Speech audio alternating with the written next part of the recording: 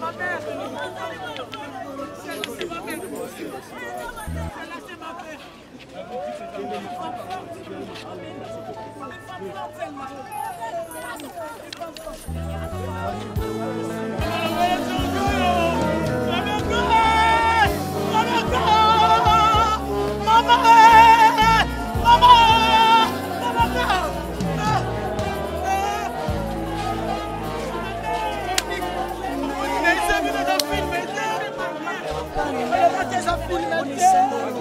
C'est ma mère.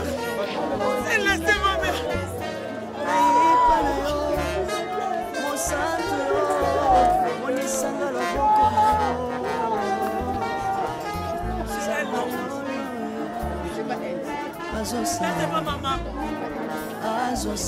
C'est pas elle.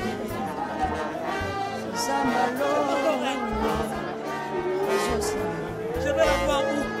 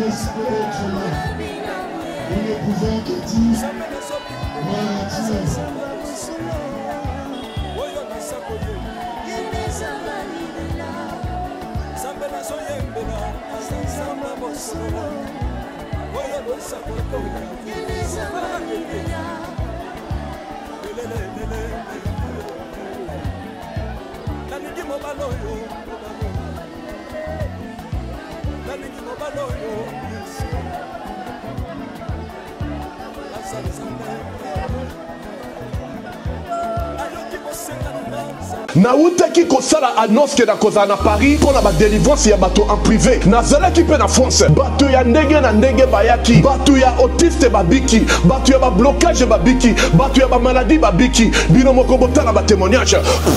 Na mona ki kaka na annonce nega lobaki ke na kozala na Paris. Donc l'air na moni yango pona kende na église mkonyo surtout. L'air suku na bayaka na nga basala na bango eloko moko na nga ite. Ezalaki ya privé na yebo ba yambi biso to vandi ale moko moko akota nga ngonga na nga koki na koti pe. Oyaki ndeni tamwaki liboso bana tambola bien. Pe na yaki na begi ndenge na lobaki. Pe na tambola ngo ça fait déjà plusieurs années à peu près 12 ou 13 ans.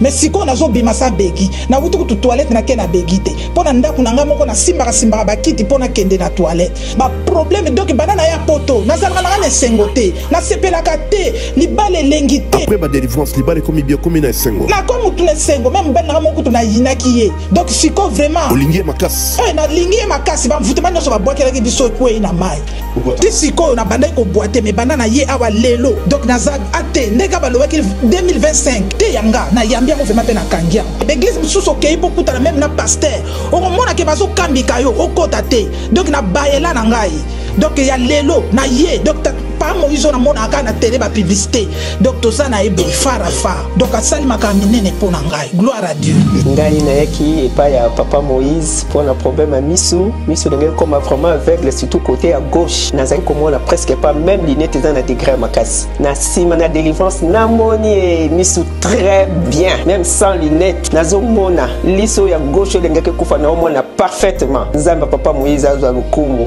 vraiment azana nzambo ya solo kolo yeso apambola ili sabak sa susungu ya belebele na kati na ebo hésité te azaya nzambe amen.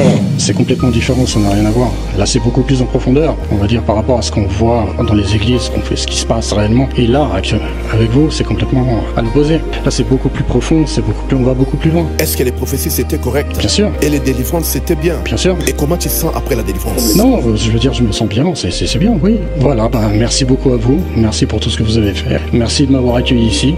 Et je vous souhaite beaucoup de choses. Et j'espère que les gens viendront et comprendront l'importance de ce que vous faites. Pona ba oyo bazwaki makasi ya koyate na ba délivrance utai koleka bobanga te na kozala na bino lisusu na Paris à partir le 9 avril pendant 10 jours nazoya lisusu na Paris na koyamba moto moko na moko en privé moto na moto akoleka na air na ye pe na jour na ye bobenga bopesa ba komo na bino pour batia bino na liste ya délivrance contactez Maman Thérèse Matondo nazozela bino na moto.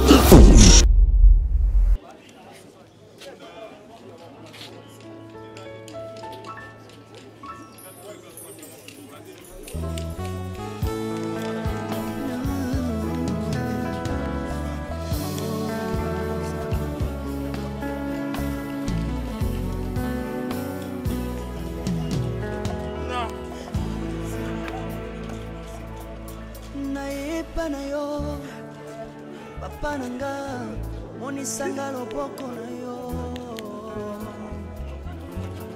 naipa na yo mosantu yo monisanga loboko na yo zamba lolo yo azosale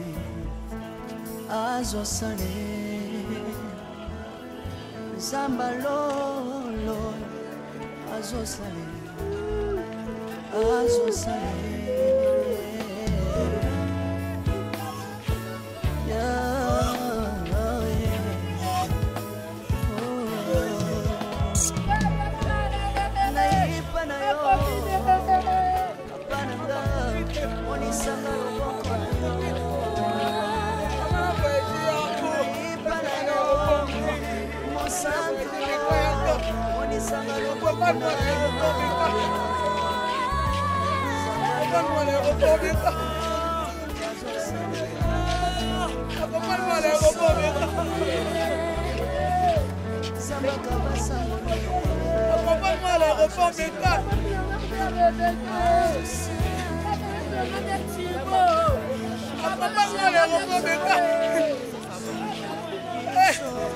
Jésus, Jésus, Jésus, je suis brisé, Seigneur. Je suis brisé, Seigneur. Je suis brisé. Je suis brisé.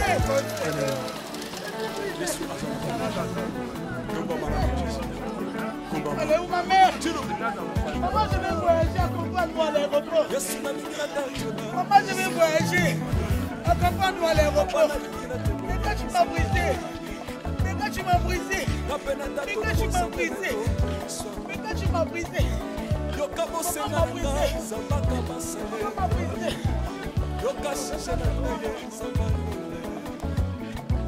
Nayena bapasi nanga kosabosa mbele yo Nayena kosaka nanga kosabosa mbele Salela nga yeso yeso Salela nga yeso yeso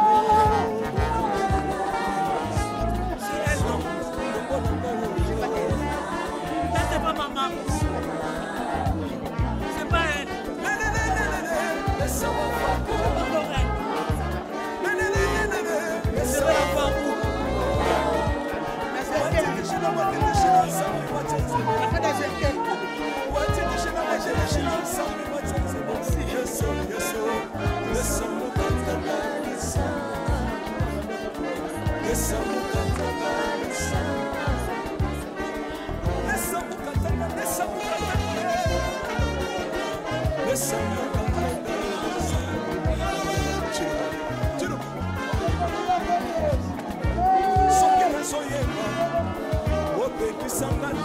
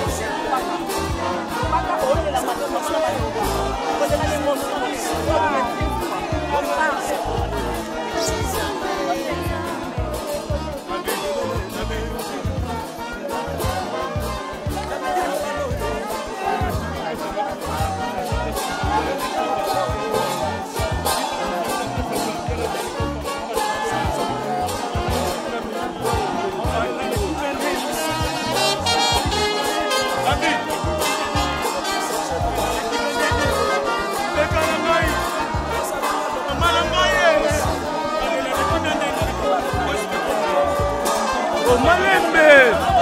Mwato.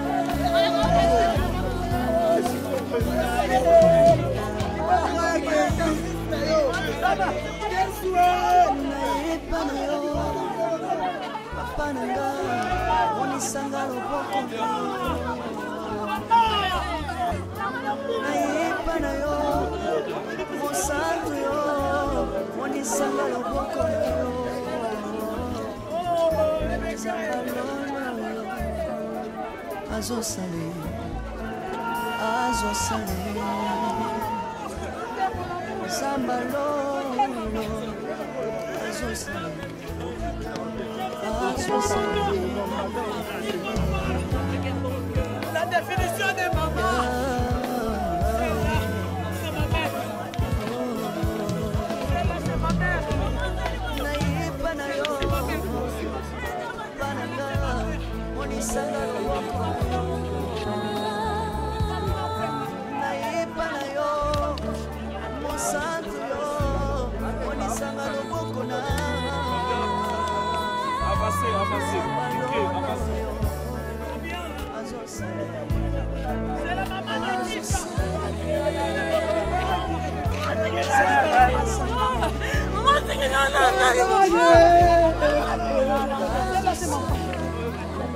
Celle-là, c'est Rebecca.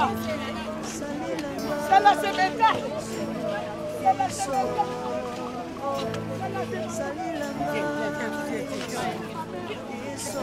Ma mère.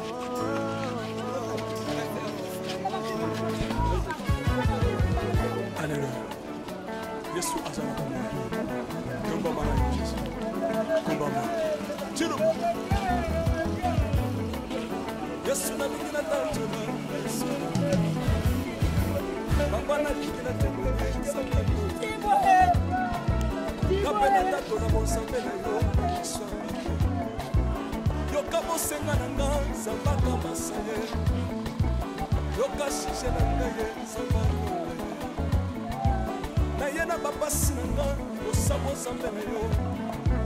Na ye na kosanga na nga kosamo zambe. Salela nga Yesu, Yesu.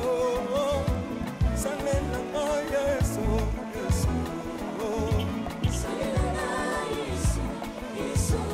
Salela nga Yesu, Yesu.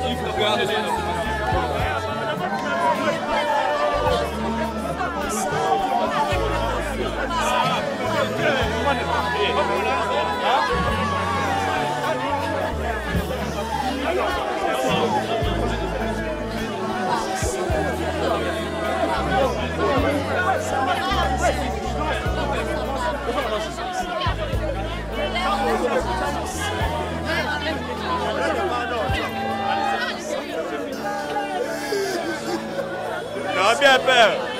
Akenda ko fanda, auto le la trop. Yann, parce que moi c'est mon nom, Yann. C'est pas que toi mon ami. Bon, faut moi biso moi. Parce que ma tapis kuna. C'est bon.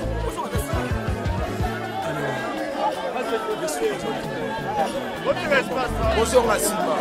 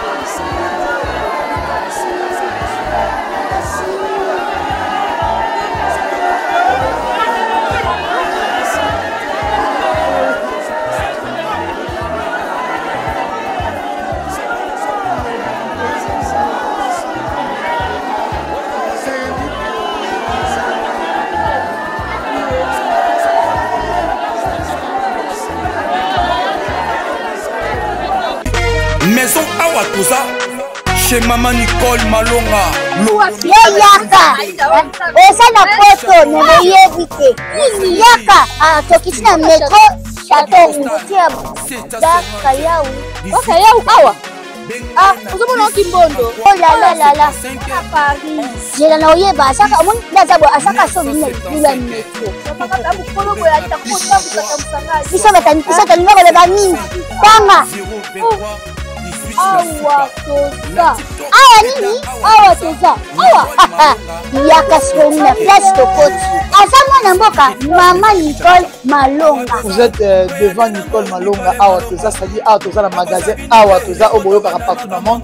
Nicole Malonga awa toza, maman awa toza devant vous. Toza na Château Rouge sur la rue Custine numéro 3. Awa naza na produit spécial baproduit oyo elongolaka attache tozolobela makambo ya batampo bamama babebe ebele bamama bazotambola kaka na bapoudre na bafond de teint. Nicole Malonga awa toza awa na chateau minaye mpona kolongola batampo ya bamama banduki ya bamama oyo mpe baza na besoin kosala taille mpona kokitisa mamene bamama oyo baza na besoin ya kosala baforme kalingi azala na tolo monene alingi azala na nsima monene baanche monene mipende monene.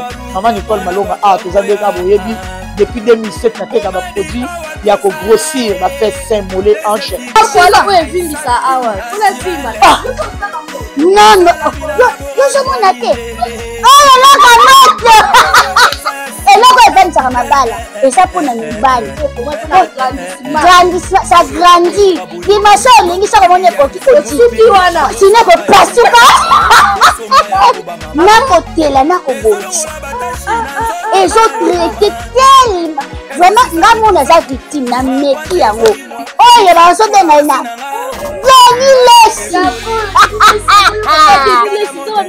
Lesi yeyo azobongisa loposo baproduit toteka yango légalement na magasin ezosalama na laboratoire ya mondele awa na poto tozoteka yango légalement. Je pense que bomoni ndenge eza na barayon eza eloko moko ezosalama naturellement ezali baproduit authentique esalama naturellement sans aucun produit néfaste.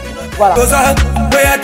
Nicole Malonga akosa bino te ye moto abanda makambo ngo kala awa toza oya te nango Nicole Malonga